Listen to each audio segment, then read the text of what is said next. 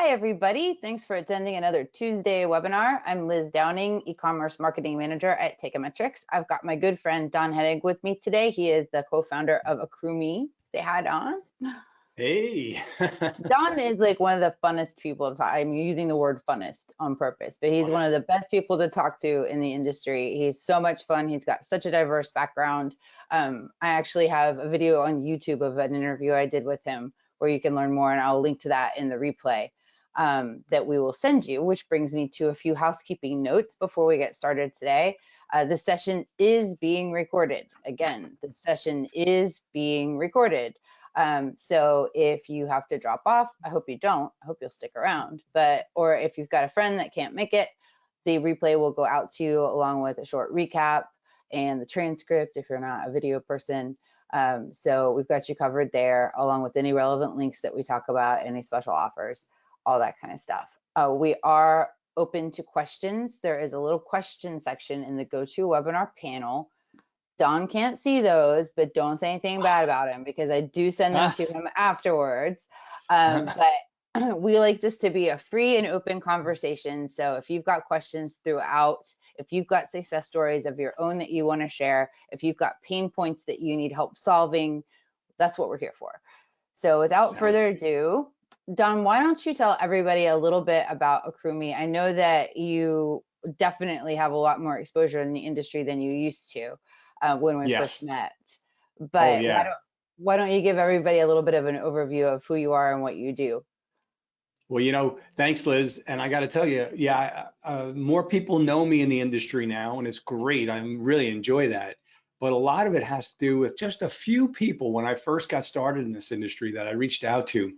Many wouldn't even connect with me on LinkedIn because my background is in so many other industries. And Liz was one of the few people that not only connected, but picked up my phone call, introduced me to others, and helped in many ways. And that's just who you are. You have a big heart. You just help people all day long, every day. And it's not just me. I know that for a fact. It's across the board. So I just want to say thank you, number one. Well, it's absolutely my pleasure. And I think that what you've brought to this industry is something that's so very special and so very singular that, I mean, despite you being a heck of a nice guy and me liking you a whole lot, I think that this is something the industry really needed. So why don't you do like just a little elevator-ish thing about AccrueMe, because it's so neat. Sure, thanks. So, reality is that I was retired, and we looked at me and a friend of mine from 20 years before. We started looking at the Amazon world, and what caught my attention were all the sellers. And I just love helping people grow businesses. I love mentoring younger people, and it's just one of the things I do, and I've always done. So what happened was we started talking about Amazon. I went to my accountants, asked if they knew any Amazon sellers. They gave me 3. I called all 3. I didn't know what FBA was. I never heard of Seller Central. I knew nothing. All I wanted to do was learn a little bit and ask them, what do they need in this business? All 3 of them. One was very small, one was very large, and one was pretty, just a decent size. It just happened that way. They all finished up by saying, we need capital, we need money, we can't grow the business. And one guy had like, I don't know how many millions, I don't remember, in inventory. And he goes, we need money. It's so hard to get good, sources of money. So we looked at it and we figured we'd, look at the lending options. And we looked at the lending options, and truthfully, we didn't find any that were good for a seller. They were very good marketing. They were great as far as, the lenders making money, but they weren't great for the seller. So I'll give you an example. The first one I looked at said, borrow 10,000, pay back 11. It's that simple. Sounds great. I mean, how am I going to compete with that? And then I did the research and I ran a spreadsheet, and I realized that the monthly payments, because it was such a short term, the monthly payments were $1,856. So if you're borrowing $10,000, you have to have a monthly ROI of roughly 19% to break even. Who's making money here? Not you, they are. So I'm like, holy cow, this is so bad. And then we did it with every other one that we could find, and every one of them was not good. And so we came up with a completely different model, never been done before, and we're introducing it to the Amazon world. And we're having tremendous success with sellers, and sellers are having tremendous success with us. So basically what we'll do is we'll double their capital, which is more money than they'll get, pretty much anywhere, with no interest, no monthly payments are required. And I'll tell you why we do that, because that sounds crazy. That sounds like, come on, why would you do that? So no interest, no monthly required payments, no loss of ownership, no personal guarantee. And what we get is we get a percentage of profits for as long as you use our money. And we set it up so that the seller can't lose. So I'll just give you a quick, for instance, if we represent 50% of the capital, so if the seller has $100,000 and we give them 100,000, you would think we would want 50% of the profits. But what we did was we cut that in half. So whatever percentage of the capital we represent, we cut it in half. So if we're 30% of the capital, we get 15% of the profits. But let's go back to the 50-50, and then I'll shut up for a minute. But if you have 100,000, we give you 100,000. Now you just doubled the size of your business. You're going to get so much more profit as a result of that. We are going to not get 50% of the profit, we'll get 25%. So basically the way that it works, the way the math works, is you keep 100% of the profit on your money, and you keep 50% of the profit on our money. So this way the seller can never lose. There's only one way a seller can lose with us, is if they take our money and just leave it in the bank. Then they don't get any benefit. But if they're using it to buy inventory and grow their business, they can't lose. That's the way we set it up. It's a pretty awesome setup. I tell people, yeah, he doesn't take an interest in your business, doesn't take a piece of that. You don't really have monthly payments. It's kind of like borrowing money from your very rich uncle with the very best Exactly. terms available. So that's sort of how I talk about you. I hope that's okay with you. It's exactly right. I actually did a PowerPoint called, your rich uncle, because if you went to your rich uncle and you said that you wanted this deal, they'd probably throw you out of the house. This is, if you went on Shark Tank as an Amazon seller and said, look, I want $100,000 and I'm going to give up 5% of my business. The first guy says, I'll give you the 100,000, but I want 25% of your business.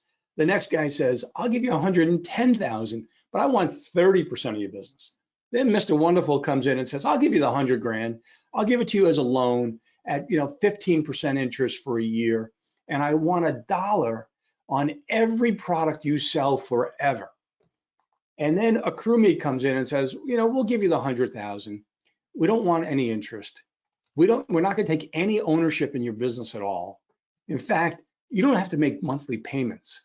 You're going to pay us when it's right for your business. If you see opportunities, you shouldn't be making monthly payments. You should put all that money into the opportunities to grow your business. If you are flush with cash because you're slow, then you should pay us, and that knocks us down, and we get a smaller percentage as a result. It's in your best interest. We would get thrown off the stage with Shark Tank because nobody else would ever do a deal with those guys. So that's what we created.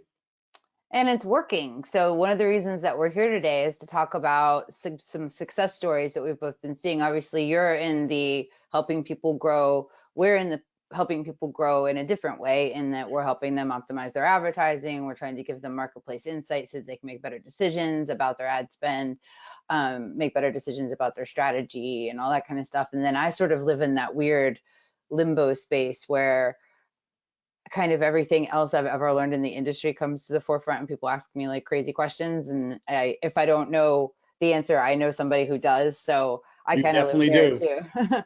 So you definitely do. So why don't you tell me, you have this great case study that you have been sending around, and I think it speaks to the success that a seller can actually realize when they've got enough money to buy the inventory they need. So why don't you go first, and then I'll go after you. All right, because I know there's the amount of success stories from Teikametrics is off the charts. So, you know, from huge companies to small companies, you guys just, you know, knock them dead.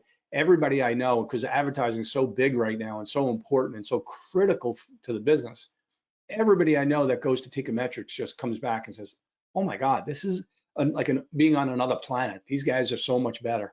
So anyway, I give you, you know, all the kudos in the world. It's just the truth. So yeah, I'm going to tell you about our first client, our very first client. And what's interesting about this is, you know, you know my background. I believe in starting businesses without knowing everything. That you jump in, that you start. And my term is start stupid, because you'll never know everything. And so we started this business. We didn't have a system. We didn't have underwriting guidelines. We had nothing. And we went out to a conference, an Amazon conference, and just started talking to sellers and telling them what we're doing. And out of that, we got a few accounts. And we literally gave them money with we had no way to even follow up on it. So we gave them the capital that they needed. And our very first clients, husband and wife team, retired, and their retirement was just falling through. And they had started an Amazon business in 2018. Yeah, it was sad, but they, you know, hey, look, they picked it themselves up and they went and they started, you know, a business. And in 2018, they had revenue of $90,000 and profit of $9,000. Okay, good. They came to us and we signed up with them in March of 2019.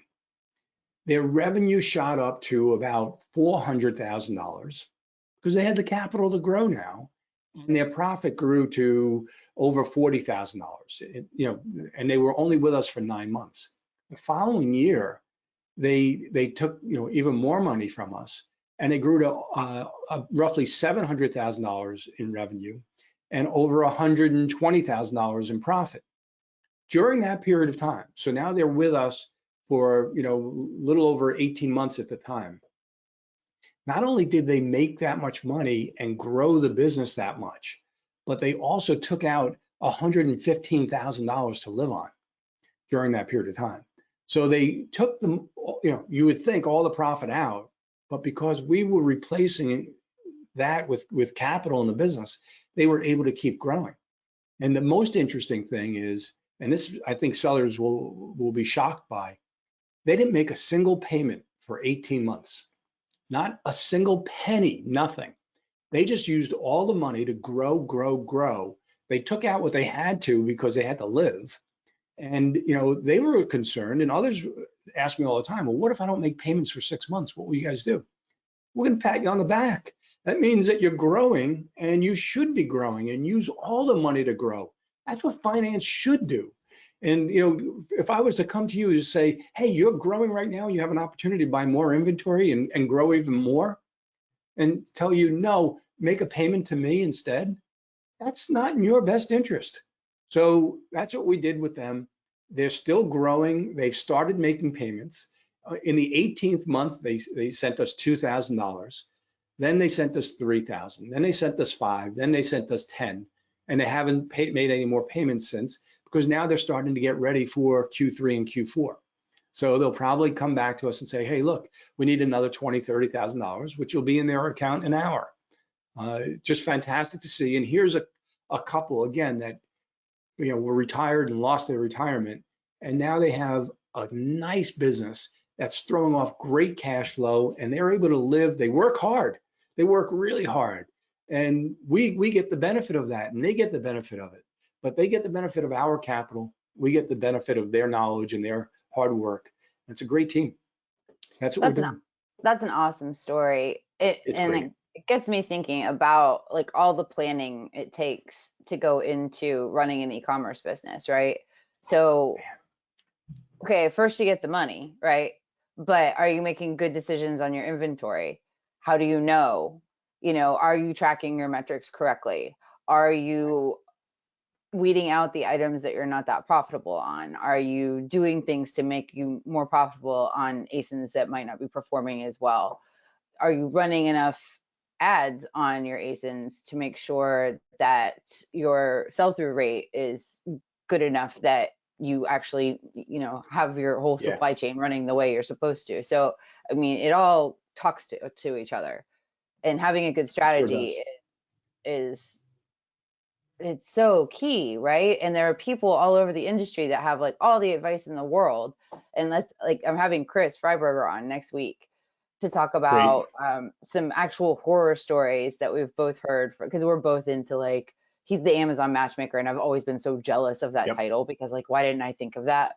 Um, but that's what he does for a living, you know, and so he helps Yeah, connect people with, and I told him actually that you and I were going to be on today, and he's like, Don's such a he's great great. guy. And I was like, I know he's a great guy.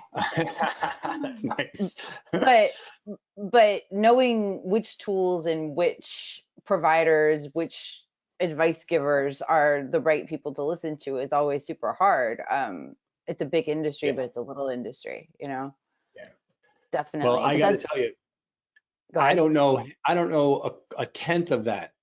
I really don't. You know, I'm blown away by all the knowledge that Amazon sellers need to have, and all the education that is never ending that you have to keep learning, and you have to come to experts because I don't know about anybody else, but I know if it was me, I can't do everything. I can't be an expert in everything. And when it comes to advertising and all of that, I would much rather go to the experts and let them run it for me. I mean, it just makes all the sense in the world. Yeah, just Absolutely. does. I mean, and or at least work within a platform that gives you insights into what you should do. Because if you're Yeah, just fooling around like in Seller Central, you know, in the ads panel, it's a lot harder yeah, to do things. absolutely. But that actually, before I have one of our own success stories, I was talking to Shannon Roddy this morning. He just called to check in because he does that sometimes. And he's the head of Marketplace Seller Courses, which has this wonderful course called the Amazon Brand Success Academy. And if you ever wondered what a brand has to go through or what a seller has to go through to do it right on Amazon, this very extensive course that is probably the most comprehensive, complete, like A to Z, everything you need to know Hmm. course I've ever seen. I was just talking to him about how we were going to have this talk today about success stories, and he said that he started working with this company in March, and it was like kind of a small brand, and they had a consultant that basically told them that they needed to lower their price in order to be profitable.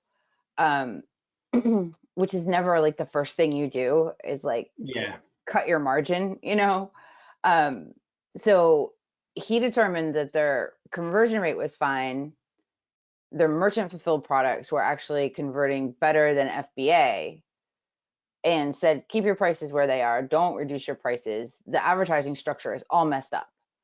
So he's just one person, but he just took a look and realized that the consultant had put multiple products in ad groups. They were advertising against value, and they were using general search terms.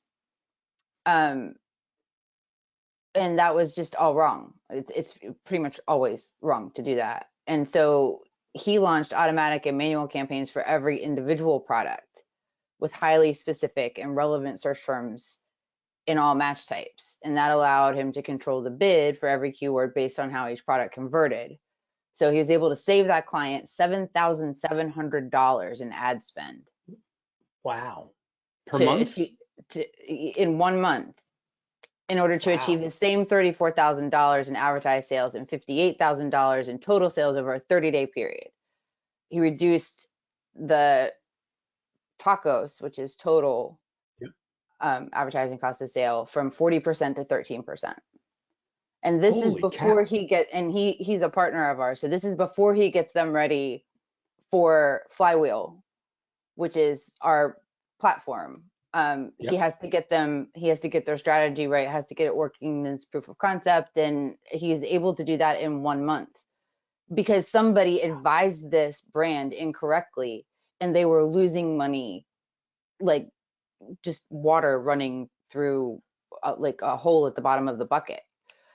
And I was Wow. just like, can I talk about that? It's not my own, but I'll just, Well, it's you a know, little late now. I think you just did. Well, and actually, I have a friend that's a brand on here, and she's based in the UK, and she had the same experience, told to reduce costs. I don't know who out there is telling everybody to drop their prices, but trust me, if that's the first piece of advice that you get from a consultant, you need to get a second opinion Yeah, because that's usually exactly. not the right answer. Um, we have a question that came in like almost right as soon as we started, and I'd like to address that. And I think that Sure. this person must know about my previous life in this space because it's about Amazon reviews. So Chad asks, Amazon recently took away responding to customer reviews. This doesn't allow us to help the customers who have issues with our products. Is everybody else frustrated with this new change? And feel free to chat in and or raise your hand if everybody's frustrated with that. I know it's awful. And Chad asks, do you know if Amazon is looking at adding this feature back? Chad, I have no idea. Obviously, I'm not in that space anymore, and I always defer these questions to Becky Trowbridge at Ecom Engine, which is my alma mater. But I remember that when people were saying, what do I do when I get a negative review? And I was telling them, you need to respond in line in the comments. And I had so many people come back at me and say, that doesn't do any good because the person who got the review doesn't get an alert about it. And I always said, well, but it's still good because other shoppers that are looking at your reviews see that you're taking a proactive approach, that you're answering questions. They'll see that if that person had an objection in their review, that there's a way that you've addressed it. It was a really great way for future customers to learn from reviews and for you to be able to like kind of chime in on your reviews.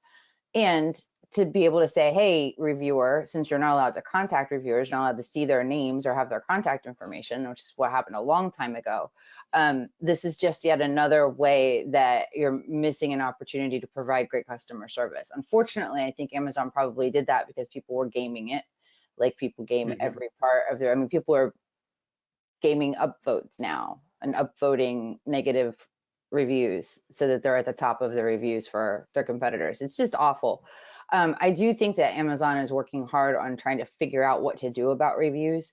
They're so important and they weigh so heavily on so much of your performance on the marketplace that I do have the highest hopes that they are looking at how to clean up because the reviews still need to be cleaned up a whole lot. But I think that we probably won't see a return to being able to respond to reviews, but there might be something in the future that will make it easier. I hope so. In the meantime, Hmm. if there's a way you can update your listing to deal with the biggest objections you're seeing in negative reviews, that's probably what I would do. It's not a great solution, but do analyze your reviews and do ask the team at Ecom Engine what they think about that because they're in it every day and they're really good. The Feedback 5 tool is a really good tool. So yeah, I just wanted to address that. Yeah. Oh, Kathy says one bad rating has killed my business. Kathy, I hope you're proactively soliciting reviews in a compliant way because getting more reviews, positive reviews, Yeah. can hopefully help with that. But actually, if you want to, if anybody has like huge reviews woes, I will introduce you personally to the team over there. So I'm just going to pop my email address in the chat real quick, send to the entire audience. And this is my personal, well, not my personal, but it's my work email address. It goes right to me instead of the info at. Just shoot me an email and I'll introduce you.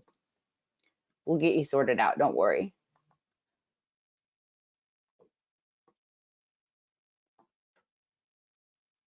All right. So what else are you seeing going on? What else is working for people right now? I know that you're giving people money and you're not necessarily like learning what they're doing in terms of maximizing their supply chain or anything like that, but you are talking a lot more, you're on a lot more podcasts, you're listening more. Are you doing the whole Clubhouse thing? I'm asking everybody if I, they're on Clubhouse. I'm on Clubhouse, but I'm not really doing it. There's just only so many hours in the day, and so no, I'm not really doing that. But I will tell you what I've seen some things happening with our sellers is I've seen sellers starting to uh, source their products in Mexico as opposed to China. Yeah. Not easy to do, but when you do it, it's a game changer. Definitely, it's a total game changer. The second thing I'm going to say that I've seen successfully done is uh, private label sellers mixing in some wholesale model type business in with their private label, because the private label, we all know what the supply chain is doing and how long it takes to get the products in. And with wholesale, it can happen, very, very quickly. So from a cash flow standpoint, they're supplementing their business where their private label is going up and down and up and down. The wholesale is staying pretty level throughout the year, so their cash flow is continuing all the time. So now they're able to make money in months that they wouldn't have made money. And then the private label hits and they're making that much more money. And they're trying to keep their inventory in stock, but it doesn't always work. So the wholesale combined with private label is really helping some sellers that I've seen. So those are two quick things. Diversification, and whether you're doing private label and like maybe you started out wholesale and like you want to dip back in there and Right. the new challenges that wholesale sellers are facing, or if you're a brand and you've only been doing FBA, consider doing some merchant fulfilled stuff. You also get more insight into who your customers are when you merchant fulfill. Yeah. And I was talking to the ShipBob people, and they were talking about like the packaging freedom you have when you merchant fulfill. Although I'll Yeah. tell you, like, I have a brand of like protein snack. It's like a chicken snack that I like a lot. And they merchant fulfill, and I kept getting I got a shipment that it was just not good. And so I didn't want to leave bad feedback because I know what that does to ODR, and like Yeah. I'm on the inside now. So I contacted the seller directly, and one of the brand representatives, like through Amazon. So Amazon passed the message along, and then they said, sorry. And I was like, why aren't you on FBA? And they were like, well, we're kind of a small brand and we're just doing it like this for now. And I'll replace your order. Don't worry about it. And I was just like, do I just call these people up because I could help them, or is Yeah. that totally Exactly. inappropriate? Is Amazon going to take my account away if I like start just giving out advice to sellers on their platform? I don't know. But if you merchant fulfill the right way and you can do it where it doesn't kill your profit, and it doesn't completely squash your margin, we're seeing a lot of our brands that we work with that are diversifying their Yeah. fulfillment methods and really Definitely.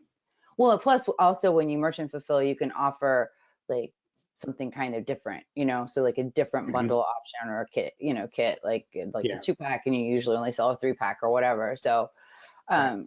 um, we're seeing a lot of people that are seeing success with that. Phyllis asked, what is Clubhouse?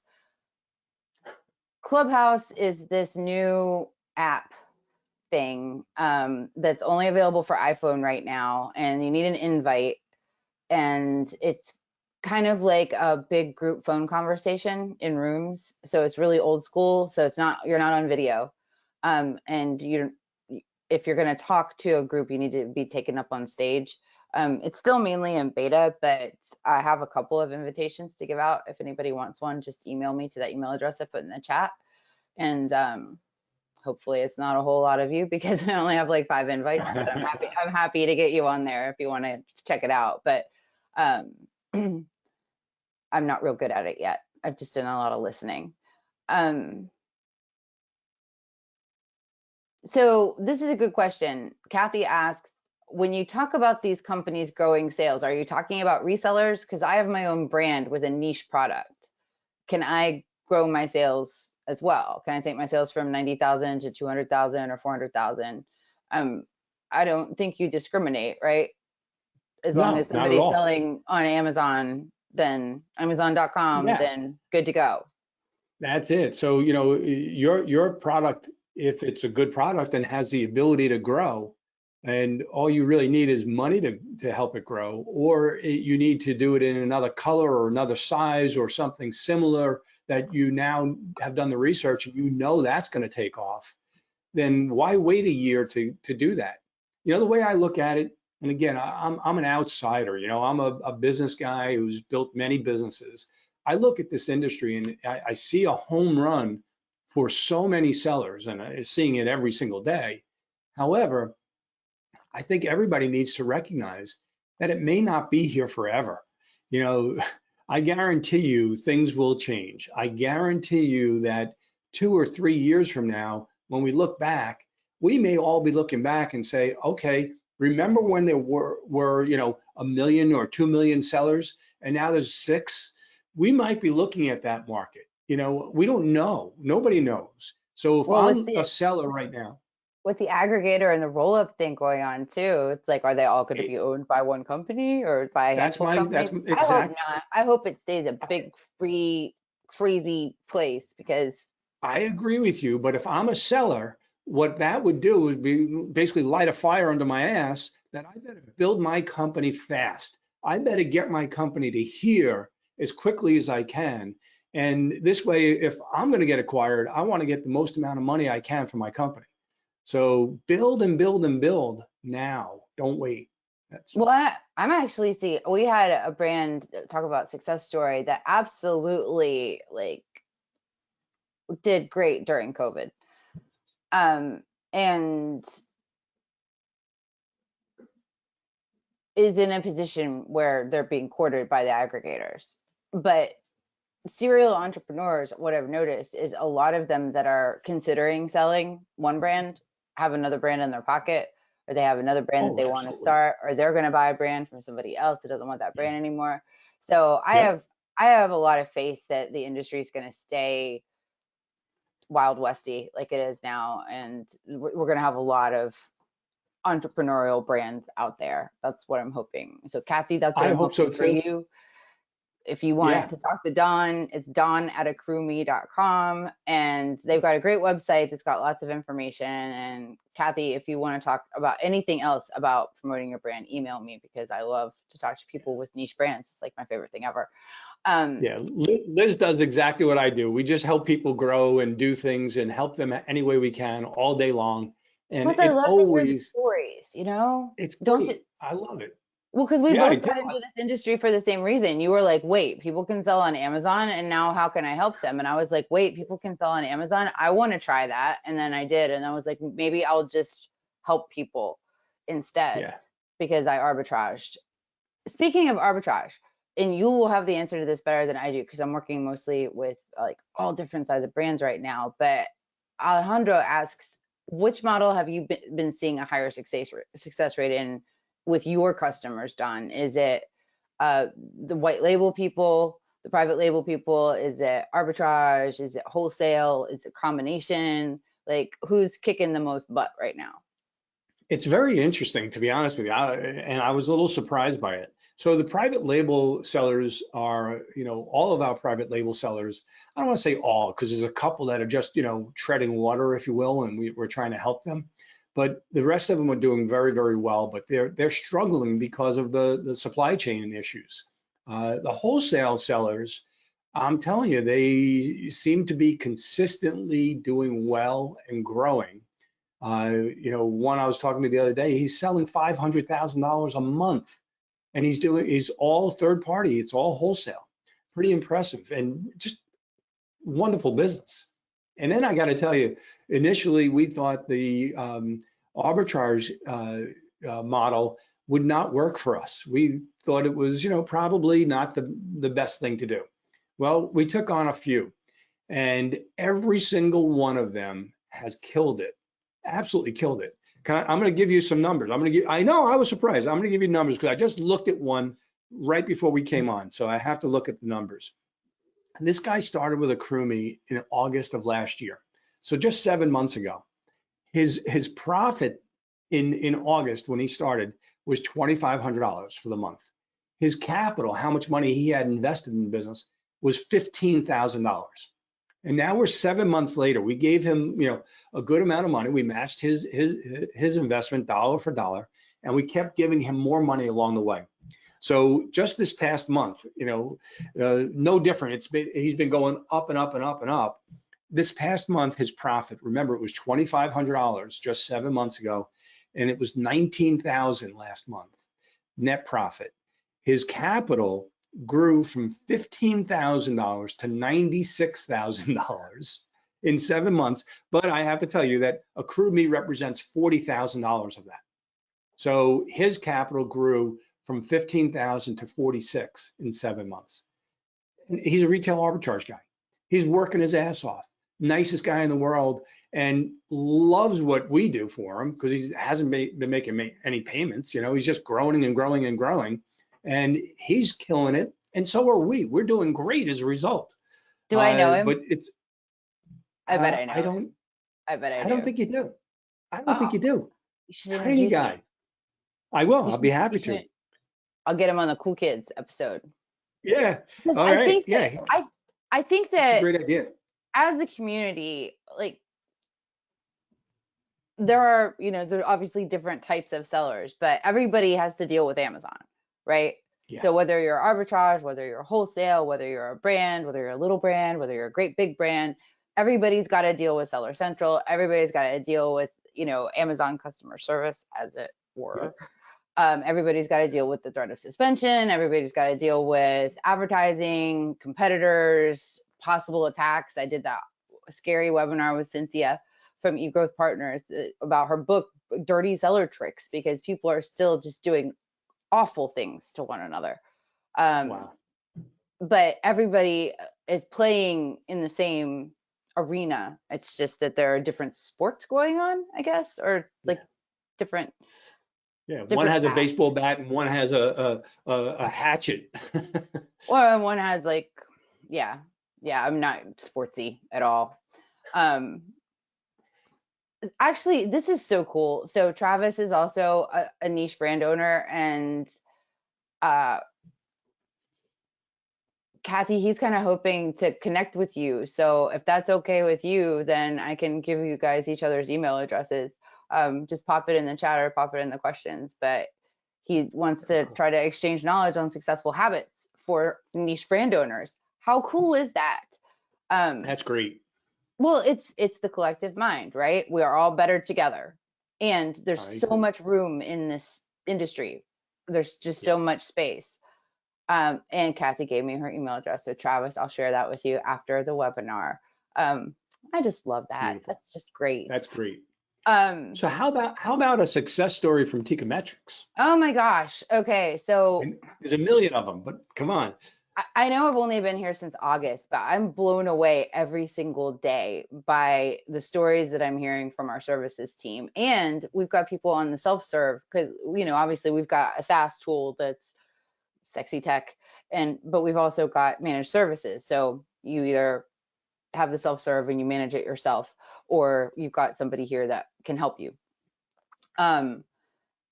But I went to the services team to just be like, okay, just give me some wow stories. And I was just like, okay, I can't handle that many. Like there's a footwear brand that we have, and the March sponsored ad sales on Amazon were up 461% year over year. Wow. Just with a refresh strategy. I can't get my head around that kind of like amazing number. Yeah. But that's fantastic. We're just seeing so many people who are advised improperly about like the fundamentals of good advertising strategies, and then actually paying enough attention to what kind of ads you're running and what your actual strategy is, what your spend is. Sometimes it's not just a play to reduce your ACoS. Sometimes you're there to grow and you're there to spend more money. We had a lifestyle and gift brand that kicked off with us in early of November 2020. And they again had this really muddy strategy. Some products were featured across like 10 or more sponsored products campaigns, and most often redundantly, while other of their products were like barely featured at all. And 85% of ad sales were from branded search terms with little or no strategy that was focused on new customer acquisition. They were just like going after low-hanging fruit.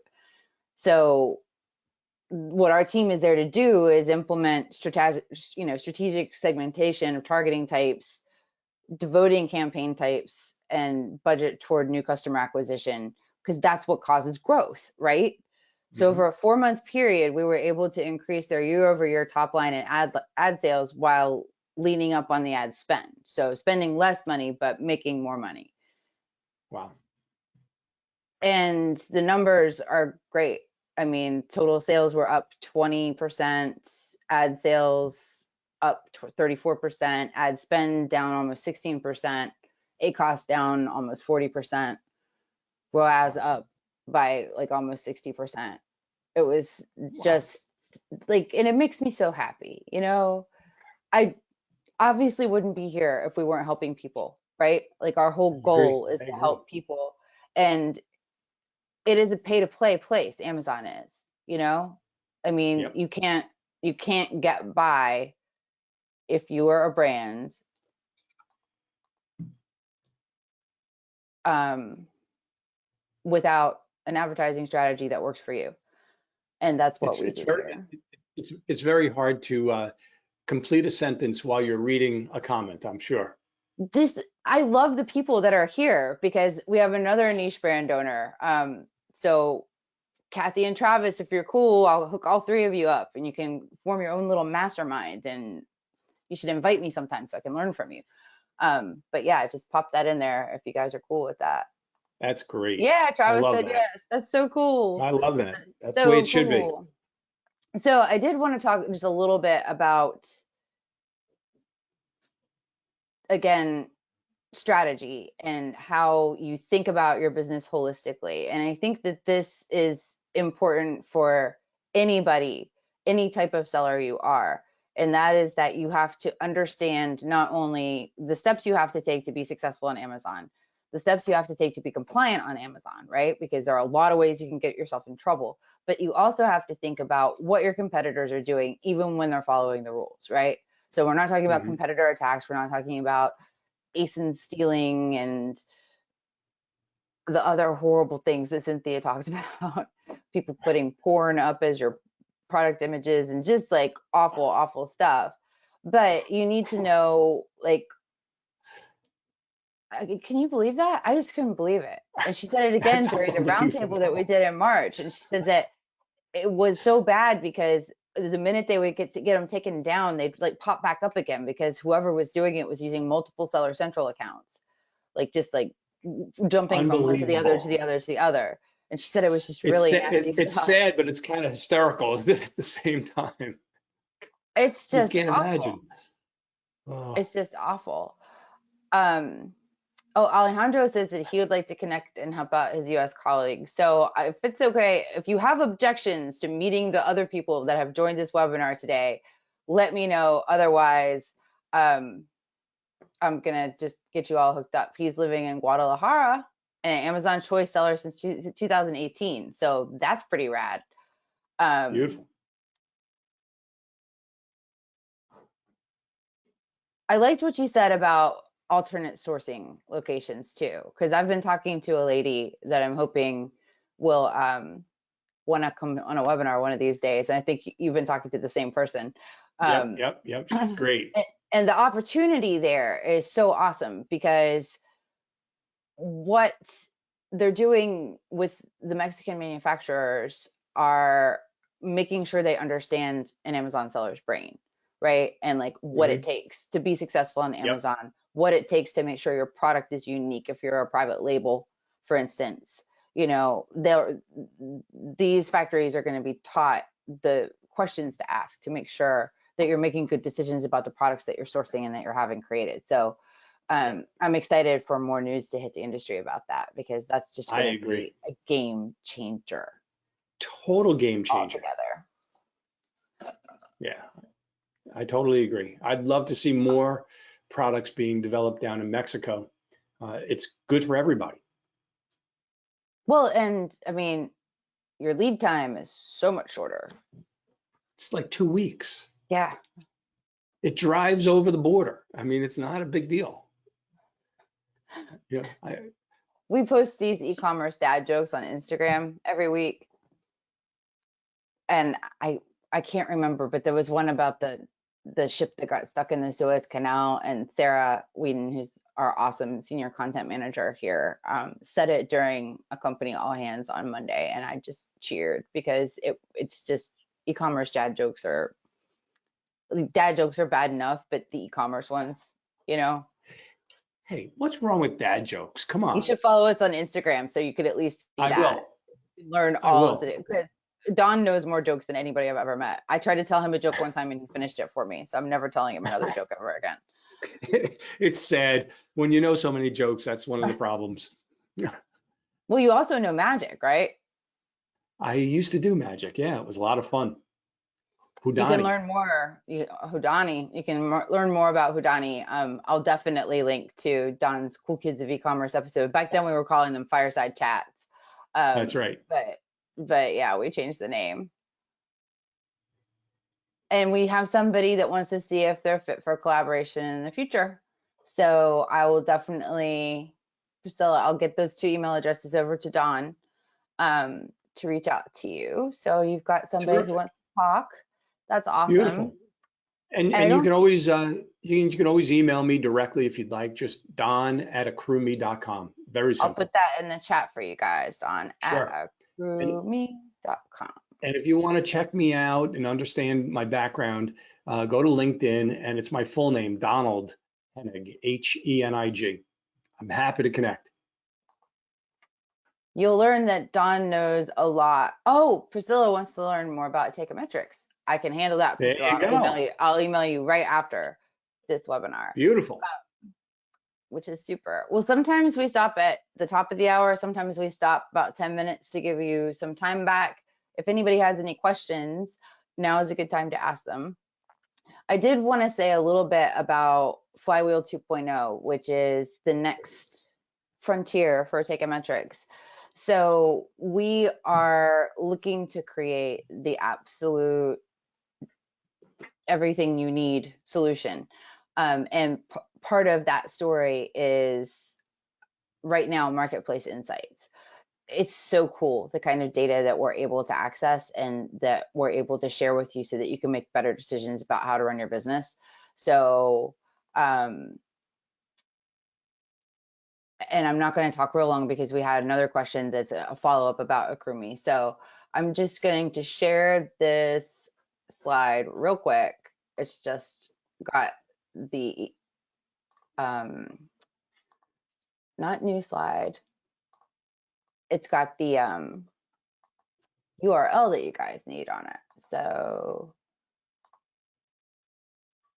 can you see that? Not yet. Yeah, there you go. There you go. So the way to see the marketplace insights right now is to sign up for early access to Flywheel 2.0. So you just go, I don't think that that's right. You know what? I'm going to stop sharing my screen and I'm just going to send you guys the email address. And how do I stop sharing? Stop showing screen. That's how. You did it. I did it. I did it. Yay. So while I'm looking this up, Don, we had somebody that joined a little bit late and they don't quite understand. And this actually goes to an earlier question we have too about like what makes AccrueMe different than I think they said the greedy money lenders. But Kathy asked, what do you do beyond lending money? But I think that the way you lend money is what you do beyond lending money. So if you want to recap for everybody, Sure. AccrueMe's model, Sure. that would be helpful, I Yeah. think, to the people who joined late. Yeah. As far as the big greedy lending, it's funny, but it's true. I was in the lending market and the lending field my whole career pretty much. But I have to tell you, lenders never lose money. And when they lose money, it's a very, very, very small percentage, tiny, tiny, tiny. With us, we also take the risk with you. So we are not lending you money. We actually invest in your business without taking any ownership in your business, which is obviously unique. It's never been done before. We'll give you that money without charging you any interest, without requiring monthly payments. And what we do that for, so this way, when you're ready to grow and you see the opportunities to grow, why take money out of your business instead of leaving the money in the business and growing your business? It makes no sense. It makes no common sense at all. You should take all the money and leave it in the business as much as you possibly can and grow the business when you have the opportunities. And then when you're flush with cash, those slow months, you're going to want to make a payment to us, and that knocks our profit share down. So we set this up so that you can't lose. You can only lose if you leave the money in the bank. And, that's it. So remember last year in April when you could only send in essential products? How many private label sellers in particular lost money as a result? I know a bunch, and I can tell you flat out, some of our sellers were very concerned because they were not making money and they were losing money. And they literally spoke to me to say, what are you guys going to do? And I said, what do you mean? What are we going to do? We are here with you. We're supporting you. You don't have to make any payments. We earned zero money as well. They earned nothing. We earned nothing, zero. And they were blown away by it. And one of them said to me, when he joined AccrueMe, he had paid off an Amazon loan for about $100,000, if I remember correctly. And he said to me, Don, if I had to make payments right now, I would be out of business. He would literally be out of business, and he would be. And so think about it. Nobody expected what happened last year to happen, and we don't know what's going to happen down the road. But no lender ever would say, I care about what happened in your industry. No, they don't care. You still have to make the monthly payments. That's different with us. We're not about that. If you're not making money, we're not making money. And the term she used was greedy merchant cash advancers. Well, then I can't argue with them, to be honest with you. But the problem is most people don't understand what they're getting into. They enter into a deal like that. They don't realize that they're being charged on their revenue instead of their profit. They don't realize, what the real costs are. We have no fees. We have no prepayments. We have none of that crap. This is just plain and simple. And as I don't remember the person's name who asked the question, but everybody says the same thing to me. It sounds too good to be true. And it does sound too good to be true, because in lending and in finance, it's always tipping the scale towards the financier, towards us. In this case, we do very well, but only if you do very well. If you do poorly, we do poorly. It's never happened before. So that's what we do. I think that's rad. It is rad. That's cool. I think it's super cool. So I found that link for you guys. If you want to check out the Marketplace Insights part of Flywheel 2.0, I'm like super, super impressed by this. That's not it. I need to be careful with my copy and pasting. I'm going to pop this in the chat. I promise if you do this, it won't get inundated with emails, but you will be on the early access list, which is cool because then you get access to new features should you choose to use Flywheel 2.0. So the market intelligence stuff is giving you a deeper look into what's actually going on with your product category, with your competitors, talks to you about your share of voice, gives you insights so that you can make better decisions, not only about your advertising, but about your inventory, about, even your listing, right? Because if you're not showing up for the right keywords, then obviously there's something wonky going on with your listing. So it's just rad. So I wanted you guys to know about it. So we're going to be producing a lot more content about it. And with the Prosper show coming up, I think that's what we're going to be talking about with a pre-Prosper webinar. I don't know if you guys are going to that, but if you're planning to and you want a coupon code, I have one. So email me. Again, I'm going to pop my email address into here. If you're looking to go to Prosper, but you want to save some money, let me know because I'll be there. Are you going? Yeah, I'm going. Looking forward to it. Look out, Las Vegas. Can't wait. Yeah, it'll be nice to see people again, won't it? Yeah, exactly. It's crazy. Yeah, well, listen, Don, you rock so much. I do encourage everybody, like if you're a little like, I don't know. Just check out the website, accrueme.com. Check out Don on LinkedIn, Donald Hennig, Henig Very good. LinkedIn. And I know everybody wants to put that extra N in there, don't they? Hennig. Yep, exactly. It's an egg. But yeah, I encourage you to, he's a good guy and he's just doing good for the community. And that's what we all need, right? We need people that care about your business. So yep. That's what these webinars are for. If you guys have any questions, just pop them over to either one of us. Both of our email addresses are in the chat. And until next week, I am Liz Downing. This is Don Hennig, and good night. Hey, thanks, Liz. Thank you, Don.